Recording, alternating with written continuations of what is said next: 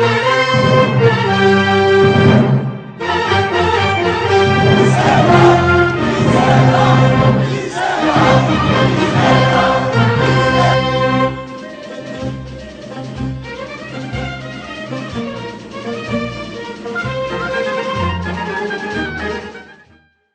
vaxtınız xeyir. Efirdə Azərbaycan saatının növbəti buraxılışı studiyada mən Seymur Həzi. Xoş gördük. Bu dəfə də biz sizə ötən günlərdə baş verən mühüm hadisələrdən xəbər verəcəyik və bu hadisələr ətrafında analizlər, reportajlardan biləcəksiniz ki, Azərbaycanda sizin bilmədiyiniz, görmədiyiniz nələr baş verib. Beləliklə, ötən günün maraqlı hadisələrindən biri Ayna və Zirkala qəzetinin əməkdaşı, şərhçisi Rauf Mirgədirovun erməniyə casusluqda ittiham olunaraq həbs edilməsi idi. Rauf Mirgədirov daha çox Dağlıq Qarabağ münaqişəsindən yazan və Dağlıq Qarabağ məsələsi ətrafında fikirlərini bildirən bir şəxs kimi tanınırdı. Tamaşaçılar üçün də əlbəttə maraqlıdır. Rauf Mirgədirov kimdir? Beləliklə Azərbaycan saatı onun kimliyi haqqında və ümumiyyətlə vətənə xəyanət nə deməkdir bunun haqqında qısaca bir reportaj hazırlayıb. İstəyirəm ki, onu birlikdə izləyək. Jurnalist, analitik və sözün birbaşa mənasında Qarabağ konfliktinin yaxşı bilicilərindən olan Rauf Mirgədirov vətənə xəyanətdə, daha açıq desək, Ermənistana cəsusluq etməkdə ittiham edilərək həbs edildi. Onu Türkiyə hökumətindən tələb ediblər və arada olan razılaşmaya görə də Türkiyə Rauf Mirgədirovu deport etməli idi. Məsələ qətiyyən işin burasında deyil ki, Rauf Mirgədirovun üzləşdiyi ittiham nə dərəcədə doğrudur. Çünki Rauf Mirgədirov dövlətin təhlükəsizlik orqanlarında işləmirdi ki, bildiyi gizli informasiyanı satsın. O bildiyini yazırdı, özü də rusca yazırdı. Bütün dünyada oxuyurdu. Hamı da deyirdi ki, dövlətin mövqeyini çox dəqiqliklə əsaslandırır. Raufun xəyanət etməsi o ola bilərdi ki, o öz yazılarında əyrilik edərdi. Amma bütün fəaliyyətləri düşməni gücləndirmək olan adamların belə bir adamı ittiham etməsi bizi də məcbur edir ki, deyək ki, necə olur vətənə xəyanət? Məsələn, dağın başında döyüş növbəsində olan əskərin yeməyinin yarısını kəsirsən, özünə dəvdəbə qurursan. Sonra həmin səngərdə soyuğun və azlığın yaratdığı aqressiyadan əskər öz yoldaşını öldürür. Döyüş növbəti pozulur. Düşmən bir say üstün olur. Ölənin ailəsi öldürənin ailəsi ilə düşmən olur. Millətin arasında ailə davaları düşür. Biri o birindən qisas almaq istəyir. Türmələr qisas tustaqları ilə dolur. O əskərlərin komandiri olan gənc zabit heç özünün də tam anlamadığı, məsul olmadığı bir olaya görə türməyə düşür. Amma heç kim bilmir ki, bu işin təşkilatçısı, səngərdən tutmuş ailələr kimi milləti üz-üzə qoyan əslində sənsən, bizim müdafiə naziri, ordunun baş qərargah raisi. Vətənə xəyanətin buynuzu olur. Azərbaycanın dörd bir yanında anaları şəhid tabutuna həsrət qoymusunuz, bizi bir-birimizə qırdırırsınız. Həkimə, müəllimə 150 manat verib, onları rüşvətxor edib, nəhayət təhsili ölkənin ən çirkli işinə çevirmişsiniz. Şəhid ailəsinə verdiyiniz müavinət deyilmi bu ölkənin namusu uğrunda həyatını qurban verənlərin ailəsinin namusu imtihan qarşısındadır? Canını satıb övladını saxlayan analar ölkəsinə çevirmişsiniz bu məmləkəti. Dubaya göndərdiyiniz qız gəlinin hesabına ticarət dövriyyəsindən danışan iqtisadi inkişaf strategiləri sizin elədiyiniz vətənə xəyanət deyil, bəs nədir? Seçkini saxtalaşdırıb, dövləti bütün dünyada rüsvay edirsiniz. Afrika ölkələrinin belə arxasınca baxan reyting cədvəllərinə salırsınız məmləkətin adını. Ölkənin ən parlaq gənclərini həbsə atıb, şahsevənlər, yalmananlar ordusu qurursunuz. Haqqını tələb edən hər kəsi şərləyib damlayırsınız. Cəmiyyətin bütün müqavimət göstərən üzvlərini məhv etmək qərarı vermişsiniz və nəfəs almadan vətəndaşla müharibəni davam edirsiniz. Bu deyilmi vətənə xəyanət? Bir də Cənab Əliyev, vətəni satmaq da xəyanətdir. Amma inanın, onu satılacaq duruma salmaq daha böyük xəyanətdir. Bir ölkənin ağıllı adamlarına, ziyalılarına damğa vurmaq daha böyük xəyanətdir. Toplumun taqətini kəsmək daha böyük xəyanətdir. Axı bütün bunları edənlər gərək xain axtarmasınlar. 48 milyar dollar ofşar şirkətlərdə kimin adınadır? 254 milyonluq yeni təyyarəni kim alıb? Hansı ölkənin 1500 manat maaş alan nazirlərinin övladları xarici dövlətlərdə milyonluq qonaqlıqlar verirlər? Bu suallara cavabda adı yada düşən adamları bir gün yerindən qalxıb da birini vətənə xəyanətdə ittiham edəndə sual yanarır. Kimin vətəni? Əgər bu vətən sizindirsə, onu niyə belə talayırsınız? Sizin deyilsə, onda imkan verin, biz deyək kimdir xain. Axı elin gözü hələ də tərəzidir. Hörmətli tamaşaçılar, ötən günlərin diqqət çəkən hadisələrindən biri də daha çox ölkədə trend olan Azad et hashtagı ilə keçirilən aksiyalar idi. Bu aksiyalar Nida Vətəndaş Hərəkatının günahsız yerə həbs olunmuş üzvlərinə azadlıq tələbi idi. Nida Vətəndaş Hərəkatı üzvləri isə bir neçə gündür aclığa davam edirdilər. Onların valideynləri də aclıq edirlər. Biz isə hələlik Nida Vətəndaş Hərəkatı üzvlərinin məhkəməsinin qapısının ağzından sizə görüntülər təqdim edəcəyik. Çünki Azərbaycanda şəffaflığın və aşkarlığın elə bir həddinə gəlib çatmışıq ki, ictimai, deyək, təhlükəsizlik məsələlərində ittiham olunan, güya ixtişaş törətməkdə ittiham olunan insanların məhkəməsindən cəmiyyət xəbər tuta bilmir. Bax belə, Azərbaycan hökumətinin bu şəffaflıq siyasətinə görə biz elə qapının ağzındakı hadisələrdən sizə görüntülər təqdim edirik.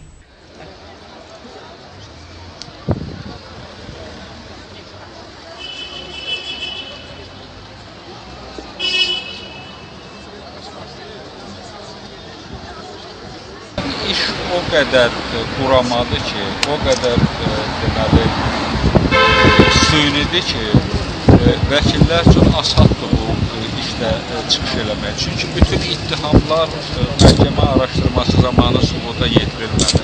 Mən demək olar ki, hər həftə məhkəmə prosesində iştirak eləmişəm və vəkil həm şahidlər, deməli tutulma şahidlərdir, həm irəli sürülən ittihamlar əsaslandırılmadı və onu sübut edən dəlillər ortaya qoyulmadı və bu günləri yer gəlmişkən deyim ki, vəkillər çox maraqlı şeylərə toxundular. Məsələn, tutalım deyək ki, bu gənclər həbs olunan zaman onların evlərindən çıxan o məşhur Molotov kokteyli televiziyada nümayiş elətdirilmişdir. Məsələn, televiziyada nümayiş etdirilən o butulqanın tərtəmiz idi də, bunu götürüb fırlatmışdılar televiziyada, hər tərəfi görsənirdi. Sonra kimin sağlığına gəlib ki, öz-özlüyündə bu butulqanın içərisində olan kokteyl hələ yetərli deyil. Yəni, bunun nə alışqan, nə də yandırıcı xassəsi yoxdur. Bu götürüblər skoçla o butulqaların bayır tərəfindən içərisinə şprisdə barıt bağlayıblar ki, deməli bu barıt patlayıcı maddə olduğuna görə bu olsun. Yaxud da ki, bu Molotov kokteylin götürəndə götürülmə yerində bunu lentə çəkiblər və bu lent də nümayiş etdirilibdir. Məsələn, tutalım deyək ki, 3 butulqa götürülüb, onun ikisinin qapağı qırmızıdır, biri yaşıldır. Ekspertizadan qayıdan butulqalar tamam fərqli qapaqlarla bağlanır. Yəni, o siyasi sifariş olduğu üçün bu yoxlamalar zamanı ya ekspertiza zamanı heç bir məsuliyyət hissi yoxdur. Çünki görünür bu gənclərin həbsinə yuxarıdan qərar verilib, siyasi qərar verilib. Ona görə bütün bu hərəkətlər çox məsuliyyətsizcəsinə aparır. Artıq çıxışların neçə vəkil çıxış elədi. Yəni, ictimaiyyət özü də həmin çıxışlardan bəlli oldu, ictimaiyyətə də məlum oldu ki, bir daha sübut olundu ki, bu ittihamların hamısı qondarmadır, saxtadır, heç bir hüquqi əsası yoxdur. İndi biz deyirik. İndi fikir verdinizsə, keçən dəfə dövlət ittihamçısı 64 il istəmək üçün 8 nəfərə 8 dəqiqə, 10 dəqiqə çıxış edirdi. Hər vəkil isə yarım saat, 40 dəqiqə çıxış edir və bir neçə saat ümumilikdə çəkir. Lakin indi axırda da hökmü görəcəyik, ictimaiyyət də görəcək ki, demək, məhkəmə qərar qəbul edərkən daha çox prokurorun dediyinə və ittiham haqqını istəyir. Aclığı deyənlər bu mübarizədir, insan hüquqları uğrunda bir mübarizədir və bu mübarizə də aparılacaq. Aclıq eləyən çünki qadınlara zorakılıq. Sənin şəxsi işindir, eləyə bilərsən. Şəxsən nifrət edirəm və bundan da heç bir qanun pozulmaz. Amma sizə deyim ki, çox şərəfsiz iş görürsünüz. Qadınlara zorakılıq edirsiniz mitingdə. Çox şərəfsiz. Olduqca murdar. Olduqca murdar. Və sizə arzulayırsınız ki, sizə başqa qadınlara Əzizən vətənlərimiz, Nida Vətəndaş Hərəkatının üzvlərinin valideynləri də ötən günlərdə azlıq aksiyası keçirdilər. Azərbaycanda indi elə bir vəziyyətə gəlib çatıb ki, cəmiyyətin bütün diqqət yetirməli, reaksiya verməli kəsimləri demək olar ki, susublar və onlar sustuğuna görə də analar öz övladlarını müdafiə etməyə məcburdular. Analar övladlarının həbsxanada keçirdikləri azlığa dəstək olaraq azlıq aksiyası keçirdilər. Həmin azlıq aksiyasından video görüntülər sizə təqdim olunur.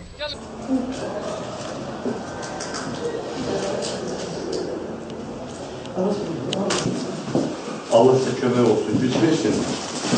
Başa düşürüm ki, sizin keçirdiyiniz aksiya təkcə hökumətə təsir deyil. Hökumətimiz çox gönülqalındır, bespredel hökumətdir. Hüququ ayaqlayır, insanlığı ayaqlayır. Amma həm də sizin bu çalışır cəmiyyətə çalışır.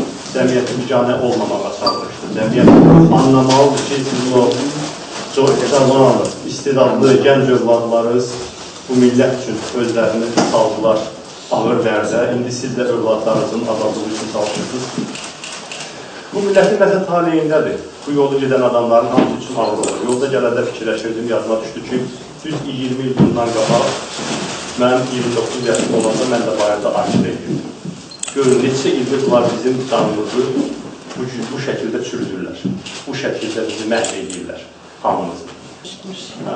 İndi sizi mən çox yaxşı başa düşürəm. Uşaqlar böyük fədakarlıq edirlər, çox böyük mübarizəsini göstərirlər. Bu vəziyyətdə də xalqa məşəl kimi özlərini yandırıb nümunə göstərirlər.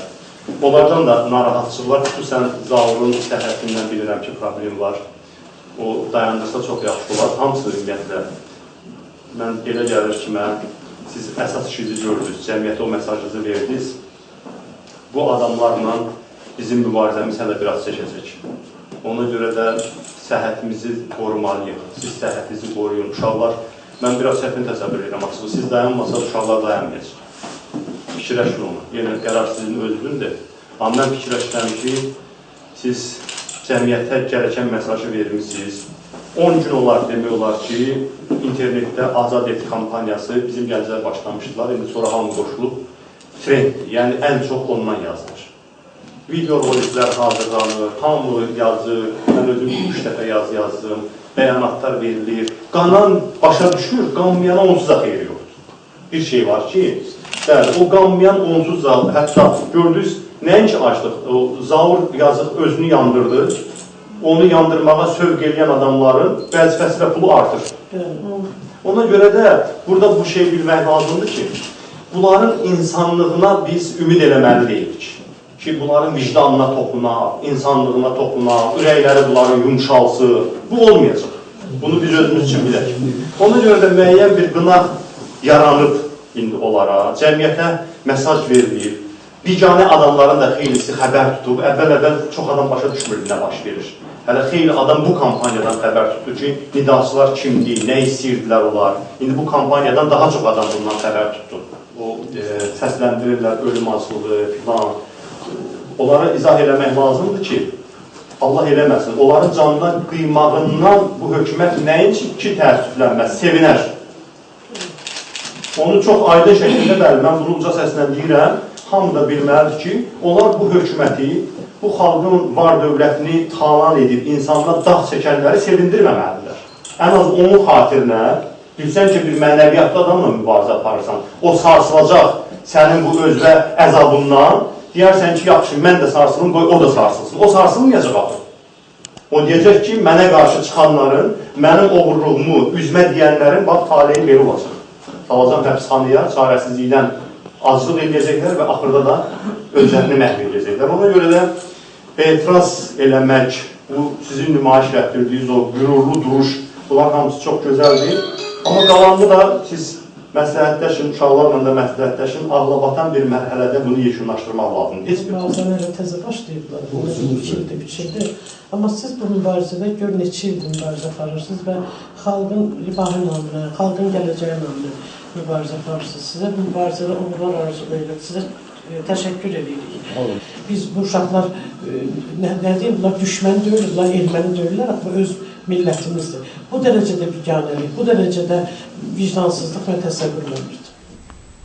Hörmətli tamaşaçılar, ötən proqramlarımızda biz Azərbaycanda tabu mövzu olan, insanların qorxudan bəlkə danışmadıqları, bir çoxlarının isə düşünmədikləri mövzu olan KQB arxivlərindən məlumat vermişdik. Əlbəttə, biz öz araşdırmalarımızda Azərbaycanda ədalətli bir cəmiyyətin yaranması üçün bəzi məsələlərin şəffaflığa qovuşmasını irəli sürmüşük. Bizim tezislərimiz bundan ibarətdir ki, cəmiyyət bir tarixi eranı başa vurduqdan sonra ona dair faktlara, bilgilərə malik olmalıdırlar və o faktları aydın bildikdən sonra onlar öz gələcəklərini təyin edə bilərlər.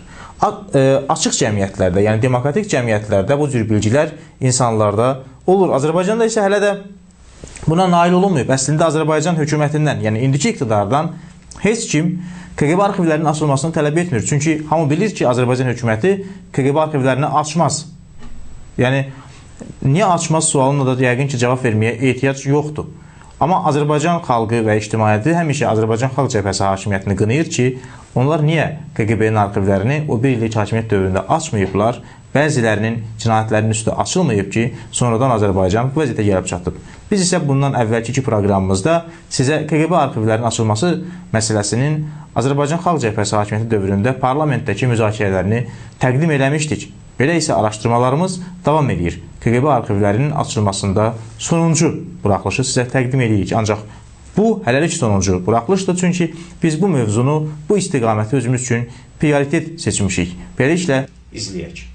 1992-ci ilin oktyabrında Milli Məclisə KQB agentləri ilə bağlı müzakirələri qaldığımız yerdən təqib edirik. Söhbətimiz o yerə çatıb ki, Milli Məclis üzvləri KQB-nin arxivlərinə əl gəzdirilməsi barədə fikirlər səsləndirir, heç təhlükəsizlik naziri də bu faktı danmır. Aydın olur ki, KQB arxivləri heç də obrazı kimi top dağıtmaz deyilmiş.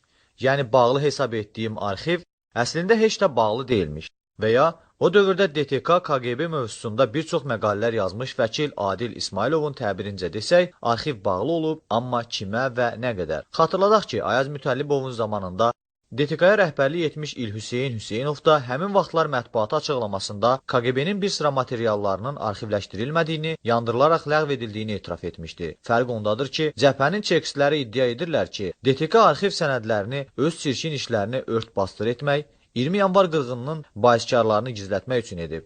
İlhüseyn Hüseynov isə bu əməlin qanunun tələbindən irəli gəldiyini söylüyürdü. Güya o sənədlərin saxlanma müddəti bitdiyindən ləğv olunmalıymış. Qeyd edək ki, İlhüseyn Hüseynov 1991-ci ilin sentyabrından 1992-ci ilin mayınadək KQB-yə rəhbərlik edib.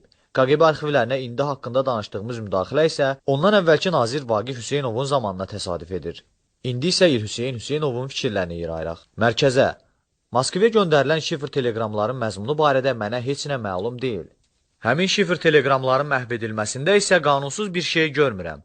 Başqa sənədlər kimi şifr teleqramların da saxlanma müddəti xüsusi təlimatla müəyyən edilir. Təlimata əsasən, şifr teleqramın göndərildiyi ünvana çatması barədə məlumat daxil olduqdan sonra onun mətni məhv edilməlidir. Burada məqsəd şifrin ələ keçməsinin qarşısını almaqdır. Bu fikirlər nazirin 1992-ci ilin yanvarında Azadlıq və Müxalifət qəzetlərinə verdiyi müsahibədə əksini tapıb. Göründüyü kimi o, çox güman ki, bilərəkdən KQB-nin arxiv sənədlərinin məhvini qanuni saymaqla bərabər miqyasını da şifr teleqramlara qədər məhdudlaşdırır. Yəni, bizə məlum olan sənədlərdə Mütəllibovun naziri agent məlumatlarının məhv edilməsi barədə təkzib söyləməyib. Bu mövqe əslində dolayısıyla təsdiq də sayıla bilər. Sülhəddin Əkbərov isə Milli Məclisdə KQB arxivləri müzakirə ediləndə məhv edilən sənədlərin daha geniş və maraqlı spektrini verib. 20 yanvar hadisələrindən sonra SSR DTK-sı ilə əməkdaşlıq edən agentlərin şəxsi işləri yandırılıb. 1988-ci ildə hərəkatın başçıları arasında da agentlik edənlər olub və onlar ancaq şifahi məlumatlar veriblər. Keçmiş SSR DTK-sının əmrinə əsasən deputat seçilən,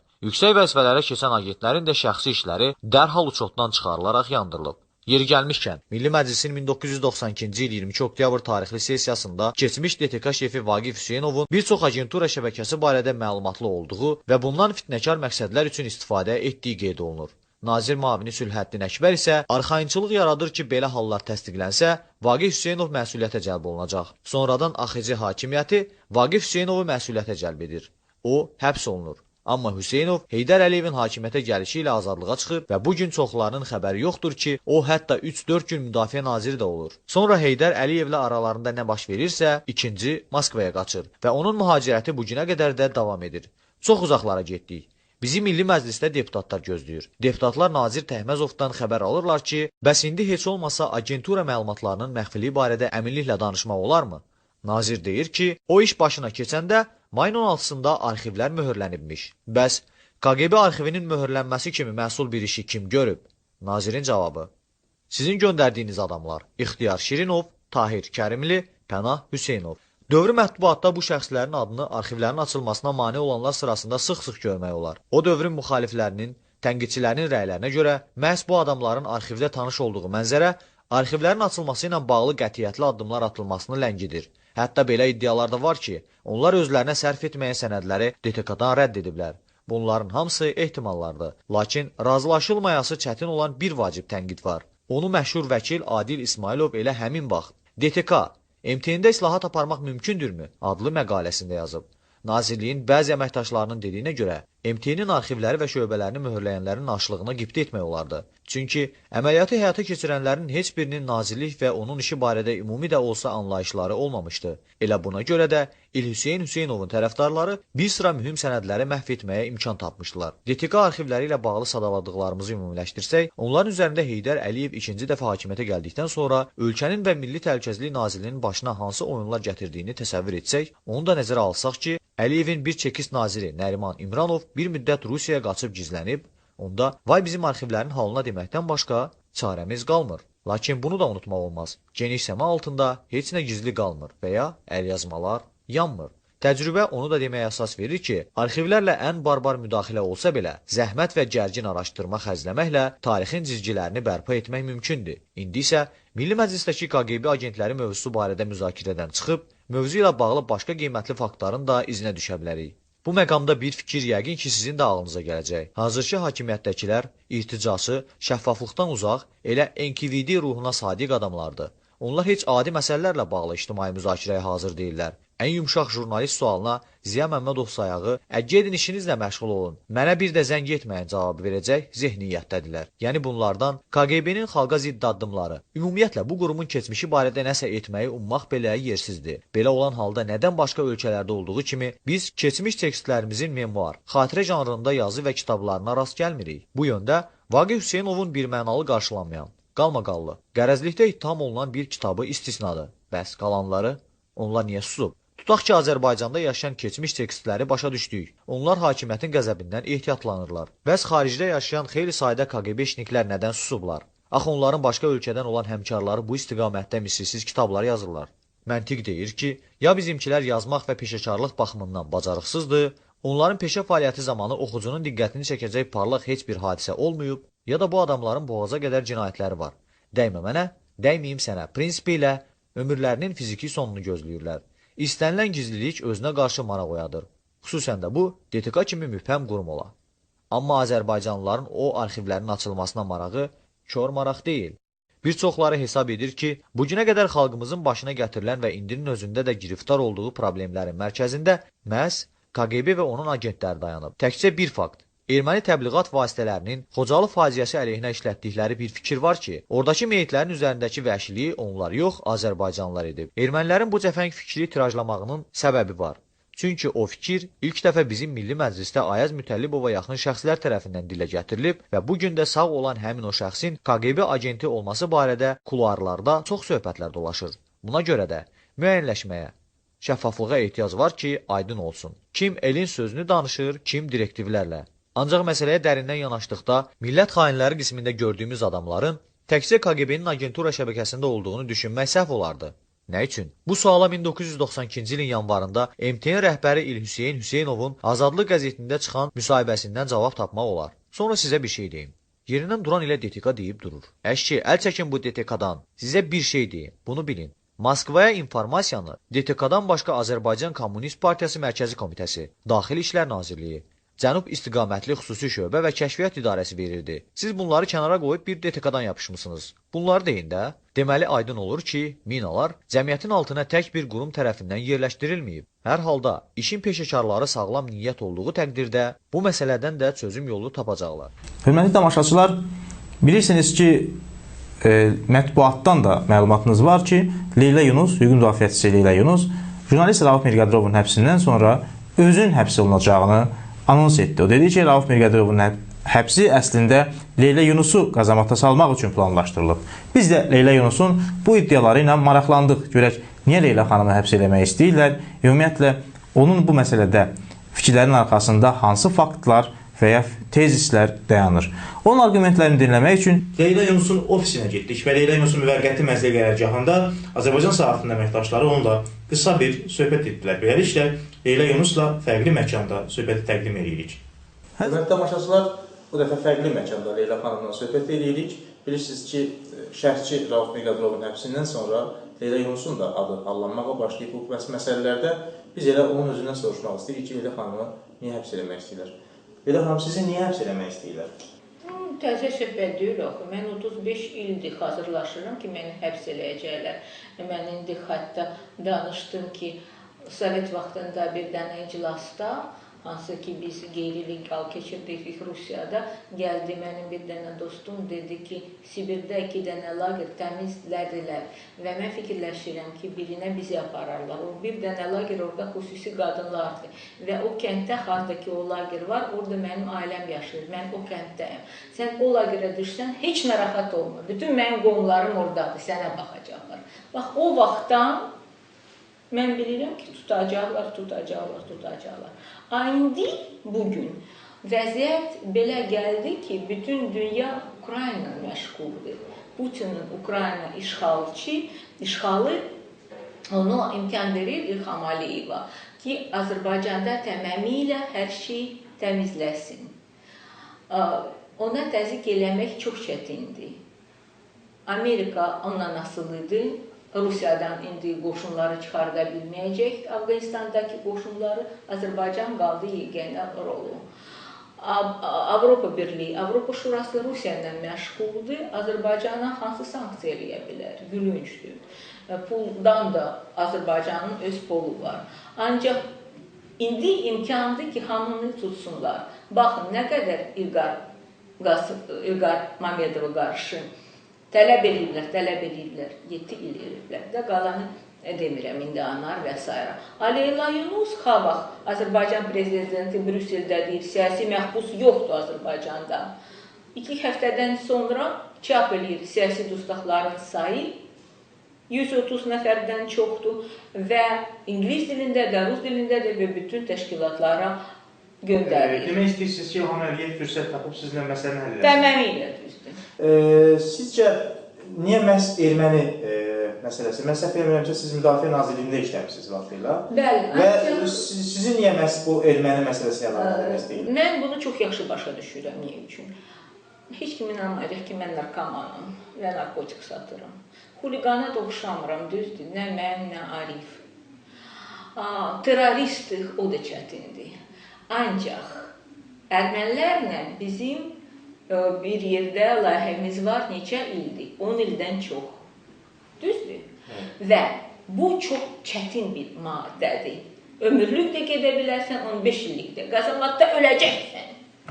Və bu maddə ilə vaxt mən səni tuturam. İstintaq zaman bağlı gedir və məhkəmə də bağlı gedir. Və sizin kimi jurnalist çıxacaq, sizin kimi yox. Yəni, jurnalist çıxacaq, deyəcək ki, mən özüm görmüşəm, necə Rauf Mirqədirov hansısa erməniyə nəsə verib bulduğuna. O Marsdan gəlib və Leyla Saturnla bir yerdə işləyəndə bunu vermişdi. Yəni ki, cəmiyyətdə bu rəy eləmək ki, biz ermənilərə işləyirik, bu birinci olacaq. Kimsə də deyəcək, ay Seymur bəy, bəlkə doğrudan da işləyiblər. Doğrudan. İkinci də məhkəmə bağlı olacaq. Nə siz girə biləcəksiniz, nə diplomat. Leyla xanım, bir jurnalist, bir ictimai xadim nə verə bilər erməniyə? Yəni, bu necə ola bilər? Bax, o da sən. Onun üçün mən deyirəm ki, heç nə verə bilməyəcək. Bu əfsənədir.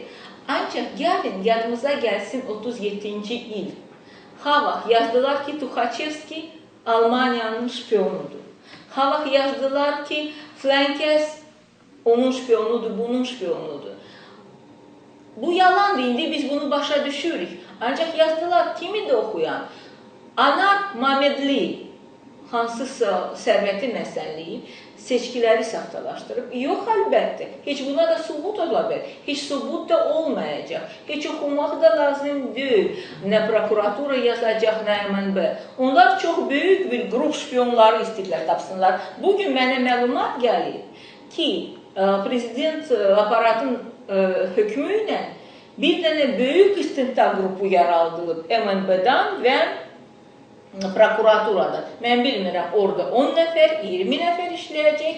Yəni ki, Azərbaycanın tanınmış jurnalistləri, insan hüquqları müdafiəçiləri böyük bir şpion, diversan qrupasıdır. Və əlbəttə biz heç bir məlumat yaxın bir şey. Bu gülüncdür. Ancaq bu onları maraqlandırmır. Hesab edin, sizlə dediniz ki, məsələni bitirmək istəyirlər, amma Azərbaycanda İlham Əliyevə qarşı mübarizə aparan tək adam siz deyilsiniz. Sizcə bunun arxası gələ bilərmi? Yəni, tamamilə başqa adamlar da sizdən sonra həbslər ola bilərmi? Yoxsa? Əlbəttə ola bilər. Əlbəttə mən demədim ki, Leyla axırıncıdır, hansı ki, qazmata gedəcək ya Rauf axırıncıdır. Mən onu demək istəyirəm ki, bax, 2003-cü, 2014-cü il ən çox tutatur gedir, ən çox repressiyalar gedir və o adamları hansı ki tuturlar və 10 il öncə onlara məsəl üçün o yadigar sadıqlı 3 il verə bilərdilər, indi 6 il verirlər. Və hamını qorxutmaq lazımdır. Cavanları nidaçıların işi ilə qorxudurlar, jurnalistlərin işi ilə qorxudurlar. Lazımdır ki, Azərbaycanda müstəqil qeyri-hökumət təşkilat qalmasın. Azərbaycanda müstəqil xalq diplomatiyasından heç kim məşğul olmasın ermənilərlə görüşlərində. Ancaq o təşkilatlar ermənilərlə görüşə bilər, işləyə bilər, hansı ki mənlə yaxındır, hansını ki biz iqtidar idarə edirik. Sovet vaxtında belə bir şuar vardı. Əgər sən mənlə deyilsən, deməli sən mənə qarşısan.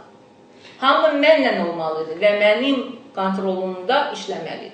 Əsas məsələ odur ki, Azərbaycan ki, bugün kriminal hökumət, onlara işləyən şərəfsiz adamlar, adam da deyə bilmərəm, kişi də deyə bilmərəm, hansı ki, işgəncə ilə cəmaatı işgəncə verirlər bu cavanlara, onları validənlərə, o hakimlər, hansı ki, bax, bu cür hökmlər qanunsuz edirlər. Bax, bu xunta yaxşı sözdür. Bax, onlar istəyirlər ki, fikirləşirlər ki, bax, əsas məsələ pul gəlsin. Nə Allah var, nə insan var, nə namus var, nə qeyrət var, nə vətən var. Pul və mən rahat oluram. Qalanları mən söküm, öldürüm, qazamata salım. Bax, tarixdə bu birinci dəfə deyil. Bu Stalin vaxtındaydı, Hitler vaxtındaydı, indi Şimali Koreyada belədir, vaxtı ilə Çaynada belədir. Orada əsirlərə gedək, orada da belədir. İndi biz bax bunu yaşayırıq və Azərbaycan vətəndaşlardan asılıdır nə qədər bu olacaq. Heç kimdən də yox. Çox sağ olun Leyla xanım. Hörmətli tamaşaçılar, müsahibimiz hüquq müdafiəçisi və hər an həbsini gözləyən Leyla Yunuslu ola bilsin ki, 35 il gözləyən. Bəli, 35 ildir hər an həbsini gözləyən Leyla Yunusdur və ola bilsin ki, bu kadrlar efir edəndə Leyla xanım həbsxanada olacaq. Biz buna inanmırıq. Əziz həmvətənlər, Azərbaycan Dövlət Başçısı İlham Əliyev bir sərəncam imzaladı və həmin sərəncamda göstərilmişdi ki, Azərbaycanda səyyari komissiyalar vətəndaşları məcburi şəkildə tibbi müayinədən keçirməlidirlər. Və bir müddət keçəndən sonra elə İlham Əliyevin özü bəyan elədi ki, bu sərəncamdan irəli gələn məsələləri həyata keçirən qurumlar, aidiyyəti qurumlar 4 milyondan çox insanı müayinədən keçirdiblər. Əlbəttə, əvvəlcə sual yaranır ki, Azərbaycan xəstəxanaları hara baxır? Məgər Azərbaycan Afrika ölkəsidirmi? Hər bir inzibati bölgədə xəstəxanalar, klinikalar, poliklinikalar yoxdurmu? İnsanları səyyari komissiyalar tibbi sığortadan keçirsin. Fikirləşdik ki, yəqin prezident fikirləşir ki, Azərbaycan vətəndaşları müalicəyə o qədər də meyilli deyirlər. Onları məcburi yoxlamaq lazımdır. Diqqətin, qayğının bu qədərini də əlbəttə qəribsəmək olmaz. Adam kitaba əl basıb, Qurana əl basıb və Azərbaycan vətəndaşlarının sağlamlığın keşiyində duracağını, təhlükəsizliyin keşiyində duracağını and içib. Amma görək, bu 4 milyon vətəndaşların içərisindən kimlər, yəni Bakı sakinlərindən sorğu keçirtdik, görək, insanlar ümumiyyətlə bu işdən xəbərləri olubmu? Bu sorğuda, üzr istəyirəm, bu müayinədən keçiblərmi? Baxaq. Mən iştirak eləməmişəm. 4 milyon şişirilmişdir. Mən şəxsən də keçməmişəm. Allah məlumatlı deyirəm sözün düzü. Amma çox gözəl fikirdir. Orada yazmışlar da 500 neçə min müalicədən keçib, onun 400 neçə mini xəstədir. Özləri yazır, özləri pozurlar. Elə bir şey. Ondan o 4 milyon iş. Sağ ol.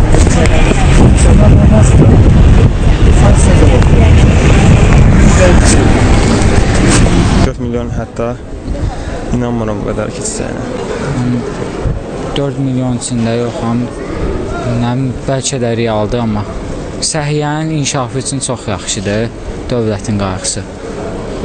Ancaq 4 milyon müayinədən keçməyə biraz dərəcə rəqəm çoxdur. Çox rəqəmdir. Yüksəldilmiş bir növ. Yəni götürəndə Azərbaycanın 8 milyonu ilə bu nə qədər Bakıda yaşayır? Nə qədər Bakıda yaşayır? Bu nə qədər şişirdilmiş rəqəmdir. Sizə biraz çox belə genişliyini, onu izahını verəm, ancaq şişirdilmiş rəqəm hər an.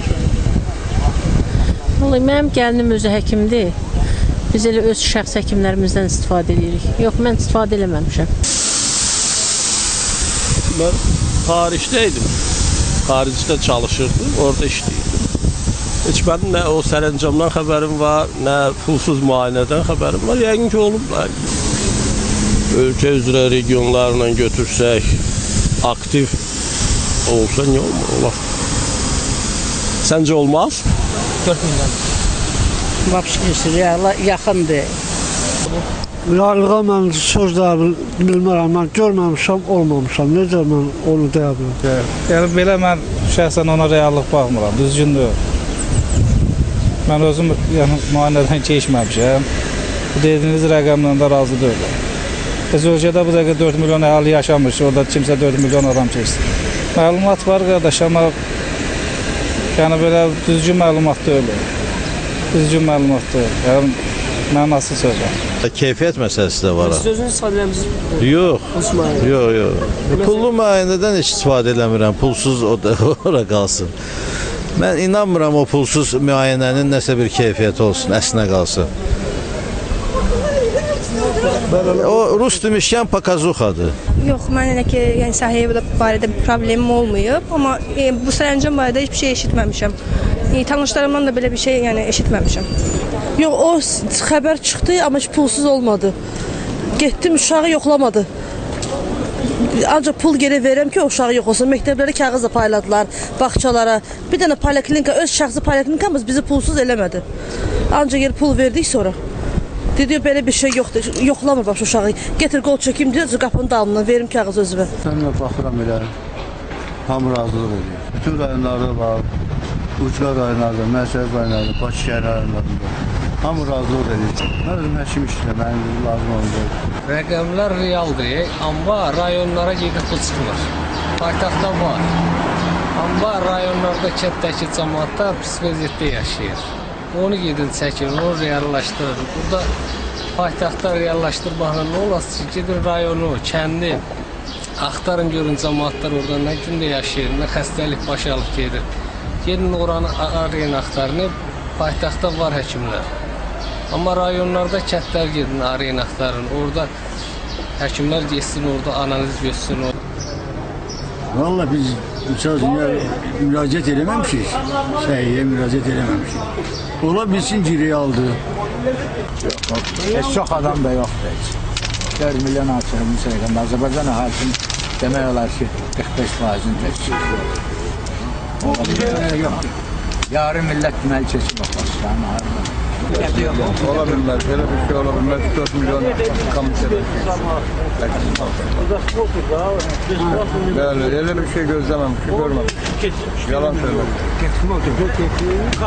Yalan söhbət, elə bir şey olmuyor. Ona inanmadım, heç Başa düşmədim. Это наше лечение. Какого лечения? Это бесплатное лечение, да? Yalandır, başdan ayağa yalan. Xəstə adamı Sonra mən burada mecburam gedim Çexiyada müalicə eləyim. Nə danışırsan burada? Valla mən inanmıram ki 4 milyon adam o şey ora müraciət eləsin, 4 milyon da hamısını şey eləsinlər.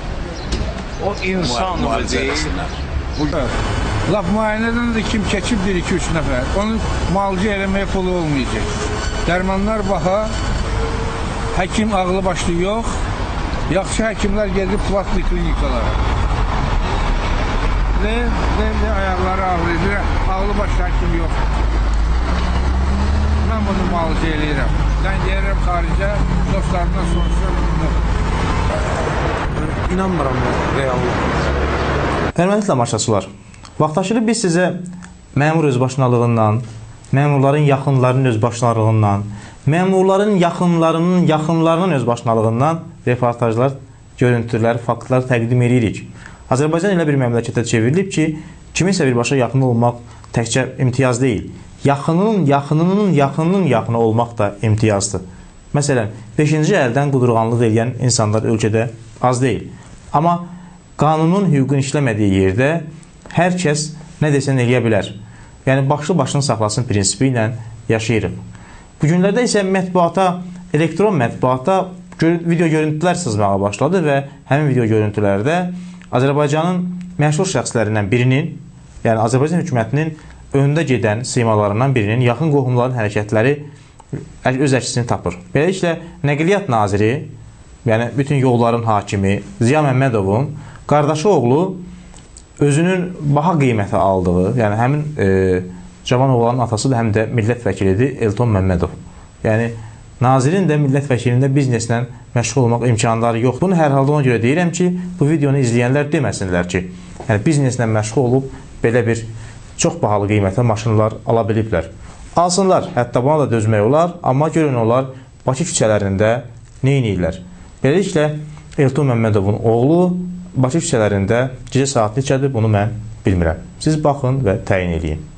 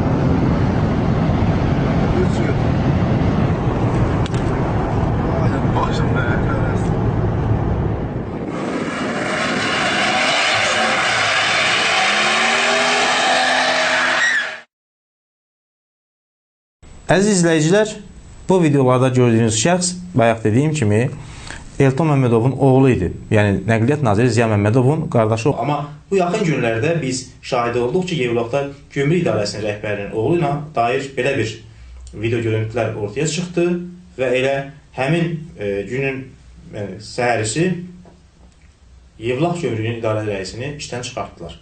Belə, ikili standart təkcə Qarabağda baş vermir. Yəni, təkcə beynəlxalq qurumlar İlham Əliyevin dediyi kimi ikili standarta yol vermirlər. Azərbaycan hökumətinin özü də harınlamış məmuriyyətlərine qarşı ikili standartla məşğuldur. Biz isə bu video görüntüləri, bu faktları sizə göstərməkdə davam edəcəyik. Məşhur əsərdə deyildiyi kimi. Nə qədər ki, Nüşrəvan padşahdır, hələ xarabalıqlar çox olacaq. 1992-93-cü ildə Azərbaycan Xalq Cəbhəsi hakimiyyəti az hoqqalardan çıxmırdı. Onlar da belə hərəkətlər edirdilər. Azərbaycan Xalq Cəbhəsinin Gənclər Komitəsi Xalq Cəbhəsinin bir illik hakimiyyəti dövrünə aid qısa rolik hazırlayıblar. Baxaq görək, 92-93-cü ildə gələnlər nə edirdilər? Təbəssümünüz əskik olmasın.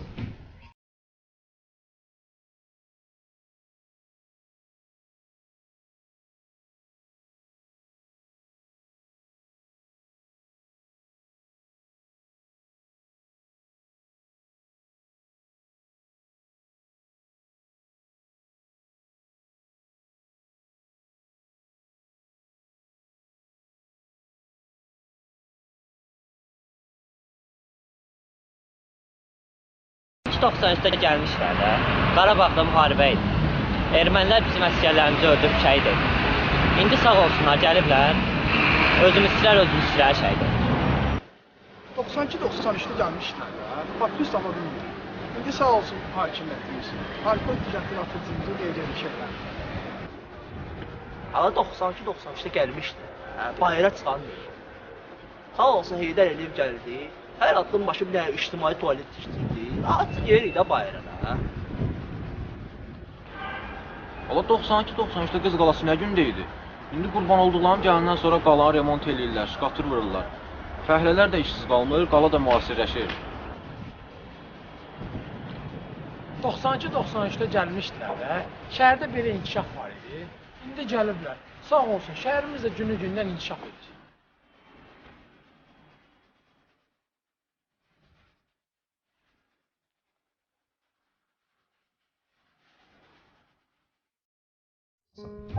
Hörmətli tamaşaçılar, belə, əgər biri sizdən soruşsa ki, 92-93-cü ildə gəlmişdiniz də, gördük nə elədiniz, onda siz də bu videoları xatırlayın və gülümsüyün. Təbii ki, Azərbaycanda tarixə dair belə gülməli şeylər, ittihamlar hələ çox olacaq.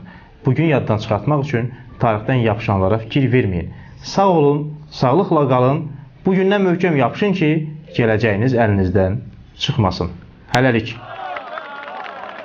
Işıqlandı kölgələr, yəqin oldu bəlkələr, ədalətin haqqali, rəzaləti silkələr. Ey ana vətən, ey ana vətən, haqq yolunda durmuşuq bu baş bu bədən. Ey ana vətən, ey ana vətən, haqq yolunda durmuşuq bu baş bu bədən. İndi kəsir